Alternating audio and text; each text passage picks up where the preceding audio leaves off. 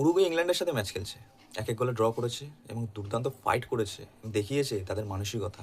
Brazil ফ্রান্সের সাথে match খেলেছে, হেরে গিয়েছে, কিন্তু সেকেন্ড হাফে তাদের শক্তি প্রদর্শন করে দেখিয়েছে যে চাইলেই ম্যাচটা জেতা যেত। এবং তারা ক্রোয়েশিয়ার সাথে ম্যাচ খেলবেন। সব থেকে বড় বিষয়, তারা ল্যাটিন আমেরিকা থেকে বেরিয়ে তাদের ঘরের মাঠে গিয়ে খেলার চেষ্টা করছে, এক্সপেরিমেন্ট করার চেষ্টা করছে, প্রিপারেশন নিচ্ছে। আর বিশ্বকাপে যখন আপনি নকআউট পর্যায়ে যাবেন, তখন আপনাকে এই প্রিপারেশনগুলোই ম্যাচের রেজাল্ট এনে দিতে পারে। কারণ আপনি আপনার স্কোয়াড ডেপথ, স্ট্রেংথ এবং অন্যান্য প্লেয়ারদের ক্যাপাবিলিটির সম্বন্ধে ওয়াকিবহল থাকেন।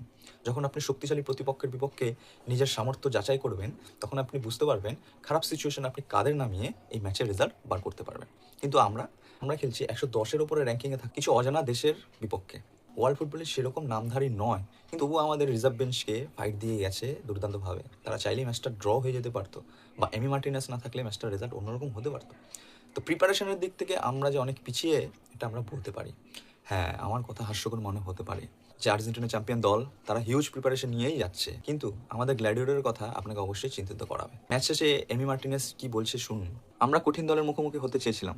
গত বিশ্বকাপের আগে ইতালির বিপক্ষে আমরা নিজেদের পরীক্ষা করে দেখেছিলাম যে আমরা নিজেদের সামর্থ্য প্রমাণ করতে পারি। এখন আমরা জানি না আমরা আসলে বিশ্বের সেরা 10 দলের মধ্যে আছি কিনা। এই স্টেটমেন্টটা আপনাকে কতটা চিন্তিত করছে জানি না, আমাকে ব্যক্তিগতভাবে চিন্তিত করছে। কারণ আমরা সেরকম শক্তিশালী দলগুলোর বিপক্ষে মুখোমুখি হয়নি। উরুগুয়ে ম্যাচ ড্র করলো আমাদের থেকে অনেক এগিয়ে। এই বিষয়ে আমি আপনার মতামত অবশ্যই কমেন্ট বক্সে প্রত্যাশা করি, যে আমাদের আরও হেভিওয়েট দলের সাথে ম্যাচ খেলে বা ইউরোপিয়ান কোনো দলের সাথে ম্যাচ খেলে প্রিপারেশন নেওয়া উচিত ছিল কিনা।